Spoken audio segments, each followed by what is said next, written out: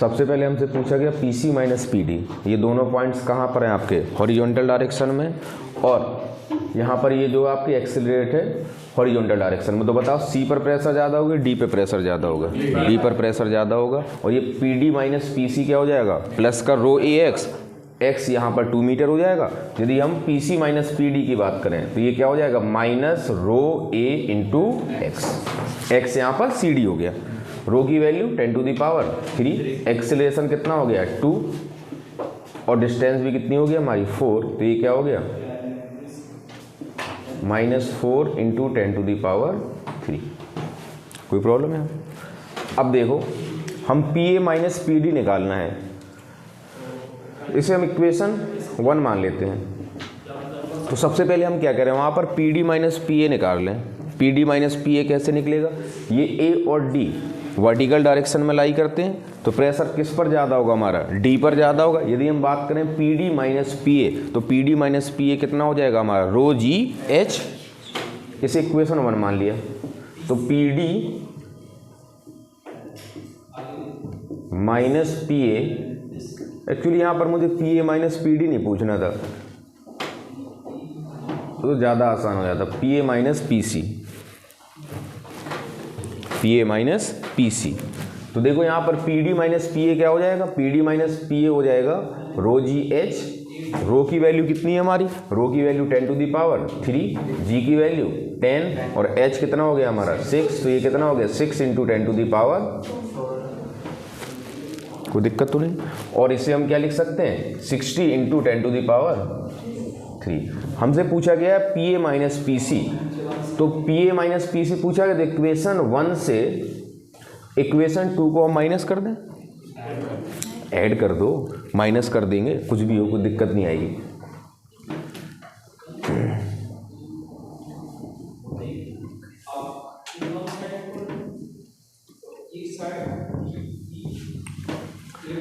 तो ये हो गया हमारा, ऐड कर दें। तो P C minus P D plus P D minus P A add कर दिया, तो ये कितना हो गया हमारा? प्लस का 56 इंटू 10⁻3। ये पी डी से पी डी कैंसिल आउट हो गया। यहाँ से हमारा P C minus P A आ गया, बट हमें P A minus P C पूछा गया, तो P A minus P C कितना हो जाएगा? -56 इंटू 10⁻3 न्यूटन पर मीटर स्क्वायर। इसमें क्या है कि रोटेट किया गया है, तो प्रेशर डिफरेंस क्या आता है? Plus minus half rho omega square X square. दूसरी बात हमें क्या ध्यान रखनी है, देखो सी पॉइंट पे प्रेशर बी से ज़्यादा होगा, ए पॉइंट पे प्रेशर बी से ज़्यादा होगा, क्योंकि हम एक्सिस ऑफ रोटेशन से दूर जाते हैं तो प्रेशर हमारा इंक्रीज होता है। कितने से इंक्रीज होता है? Half rho omega square X square. बस यही तो काम करना है। यहाँ पर बी पॉइंट पे प्रेशर ज़्यादा है हमारा, सी पॉइंट पे ज़्यादा है, तो हम बोल सकते हैं कि pressure at point C is greater than pressure at point B. Also pressure at point A is greater than pressure at point B. तो यहाँ पर P C minus P B कितना हो जाएगा?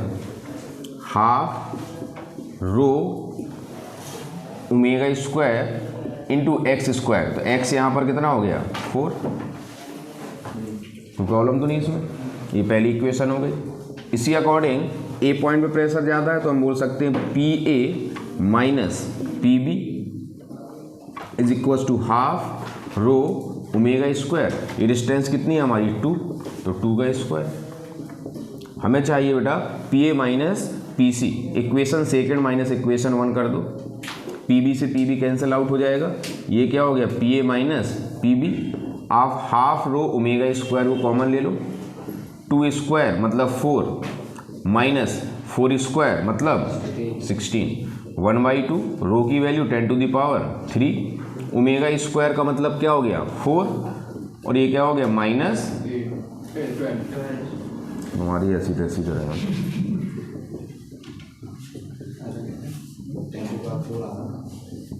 जो हम लिखें वही सही है। अब इसमें गलत कर दी होंगे मैं। चलो, तो मतलब क्या है, किसी बकेट में हमने लिक्विड कोई भर दिया, पानी भर दिया, उसकी डेंसिटी को हम रो मान ले रहे हैं। लिक्विड को हमने इस बकेट को रोटेट किया, ये एक्सिस ऑफ रोटेशन है, मान लेते हैं ओमेगा से। तो हमें ये प्रूव करना है कि आपका जो शेप है फ्री सरफेस है वो कैसा है, आपका पैराबोलिक है। इसकी इक्वेशन क्या होगी? तो हमने यहाँ पर कोई पॉइंट मान लिया, कुछ भी पॉइंट मान लेते हैं, थोड़ा और दूर मान लेते हैं, यहाँ कोई पॉइंट एम हो गया, इसके कोऑर्डिनेट मान लेते हैं एक्स कॉमा वाई, यही हमारी एक्सिस हो गई। तो मान लेते हैं हमारी ये एक्स एक्सिस है और इधर आपकी वाई एक्सिस है, तो ये ओरिजिन हो गया। तो यहाँ से ये डिस्टेंस हमारी कितनी हो जाएगी? ये डिस्टेंस x हो गई, ये डिस्टेंस y हो गई। यहाँ पर एक पॉइंट हमने n मान लिया और यहाँ पर एक पॉइंट हमने q मान लिया, इसमें तो कोई डाउट नहीं है। ये बताओ m और n पॉइंट हैं, क्या वो एटमॉस्फेयर को ओपन है? जो पॉइंट m और n है वो एटमॉस्फेयर में, तो क्या इनका जो प्रेशर होगा वो एटमॉस्फेरिक प्रेशर के इक्वल हो जाएगा? तो हम ये बोल सकते हैं कि pressure at point p is equals to pressure at point n is equals to P naught. P naught को हम क्या मान ले रहे हैं? Atmospheric pressure. कोई प्रॉब्लम क्या यहाँ तक? अब मेरी बात समझना, क्या हम यहाँ पर P Q minus P M को लिख सकते हैं rho G into Y? Liquid की डेंसिटी यदि हम रो माने तो आपके दोनों पॉइंट्स वर्टिकली लाई कर रहे हैं, तो क्यू पॉइंट पे आपका प्रेशर ज़्यादा होगा, और कितने से? आपका रो जी वाई। ये रोटेट कर रहे हैं तो एन और क्यू पॉइंट पे फिर से प्रेशर डिफरेंस क्रिएट होगा। प्रेशर डिफरेंस क्या होगा हमारा? Half rho omega x square. और किस पॉइंट पे प्रेशर ज़्यादा होगा, एन या क्यू पर? क्योंकि एक्सेस और रोटेशन से हम दूर जाते हैं तो उतना ही प्रेशर इंक्रीज हो जाता है। तो हम ये लिख सकते हैं कि P Q minus P N is equal to half rho omega square X square. हमें एक्स और वाई में ही तो रिलेशन बताना है और प्रूव करना ही किसकी इक्वेशन है? पैराबोला की इक्वेशन है। तो आप सबट्रैक्ट कर दो equation second minus equation one, इससे इसको माइनस कर दिया तो ये क्या आ जाएगा हमारे यहाँ पर? देखो पी क्यू से पी क्यू तो कैंसिल आउट हो गया, minus P N plus P M ये भी कैंसिल आउट हो जाएगा। फिर भी लिख दे रहा हूँ मैं, minus P N plus P M is equals to half rho omega square X square minus rho G Y.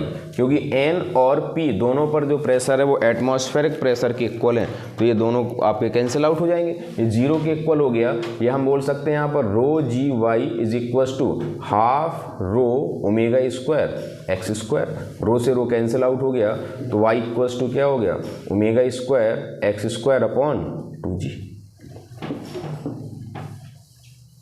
y क्योंकि एक्स स्क्वायर की डायरेक्टली प्रोपोर्शनल है, तो ये किसकी इक्वेशन हो गई है? पैराबोलिक।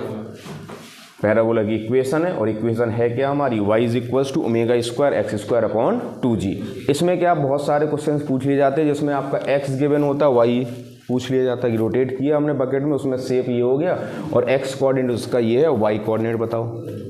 तो इस इक्वेशन की हेल्प से हम डायरेक्टली उसे सॉल्व कर सकते हैं। काफ़ी बार तो जनरलाइज ये इक्वेशन ही पूछ ली गई है। तो आर्किमिडीज प्रिंसिपल में जो जो बातें याद रखनी है उनको मैं नोट कराए दे रहा हूँ कि किसी भी बॉडी को जब इमर्स करते हैं किसी लिक्विड में, then loss in the weight, और हम बोल सकते हैं कि बाइंड फोर्स, उसे अपथ्रस्ट भी बोलते हैं, is equals to the weight of the liquid displaced by the immersed part of the body. तो ये बाइंड फोर्स किसके इक्वल हो जाएगा? वेट क्या हो गया हमारा? mg, और m को हम क्या लिख सकते हैं? Density into volume. तो मैं आपसे क्या बोल रहा हूँ? Wait of the liquid displaced. और ज़्यादा करेक्ट रहेगा यदि हम उसे बोलें फ्लूइड, बट हमें यहाँ पर लिक्विड की बात की तो मैंने लिक्विड लिख दिया, bye the immersed part of the body. तो रो v इंटू जी। अब यहाँ पर क्या होगा? रो इज ऑलवेज ऑफ लिक्विड, क्योंकि वेट किसका है हमारा? लिक्विड का डिस्प्लेस होना, किससे? Bye the immersed part of the body. तो बाइंड फोर्स का आपको ये फॉर्मूला याद रखना है, v रो जी, जहाँ पर रो क्या होगा? हमेशा डेंसिटी ऑफ द लिक्विड, और वॉल्यूम कौन सा होगा आपका? Immersed volume. ये बात क्लियर है? अब इस बाइंड फोर्स को हम आगे डिस्कस करें, जिसे हम कई बार लॉ ऑफ फ्लोटेशन भी बोलते हैं। ये बताओ कोई भी बॉडी आपकी फ्लोट कब करेगी? बॉडी कब फ्लोट करेगी? जब उस पर जो अपथ्रस्ट फोर्स लग रहा है और जो वेट ऑफ दी बॉडी है वो दोनों क्या हो, आपस में इक्वल हो। ये बात क्लियर है। तो बॉडी आपकी फ्लोट कब करेगी, when the buoyant force is equals to weight of the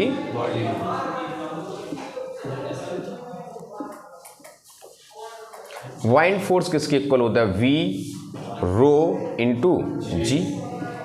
wait of the body क्या हो गया, mg। m का मतलब क्या हो गया, डेंसिटी इंटू वॉल्यूम। अब डेंसिटी किसकी, मैं लिख दे रहा हूं यहां पर सॉलिड।